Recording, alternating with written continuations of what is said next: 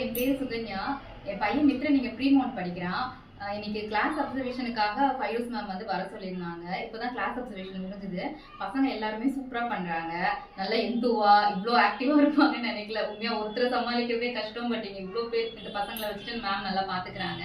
நல்லா பேஷண்டா நல்லா கைட் பண்றாங்க. நல்லா நல்லா எல்லாமே சொல்லி கொடுத்தாங்க. இப்போ பார்த்த கிளாஸ் ரொம்ப இன்ட்ரெஸ்டிங்கா இருந்துச்சு. மித்ரனுமே இப்போ நல்லா பேசுறான். எல்லாமே ஆக்டிவிட்டிஸ்லாம் வீட்டில் ரொம்ப நல்லா பண்றான். ரொம்ப ஹெல்ப் பண்றான். அதெல்லாம் அவங்ககிட்ட வரைக்கும் நான் பார்த்ததே இல்லை. பட் கிளாஸ்ல ஃபைரோஸ் மேம் கொஞ்சம் ஹெல்ப் பண்றாங்க. ராதா மேம், ஃபைரோஸ் மேம் எல்லாம் கொஞ்சம் ஹெல்ப் பண்ணாலும் வீட்டில் அவன் ஆக்டிவிட்டிஸே டோட்டலாக மாறிடுச்சு. ஸோ எல்லாமே ரொம்ப நல்லா இருக்கு.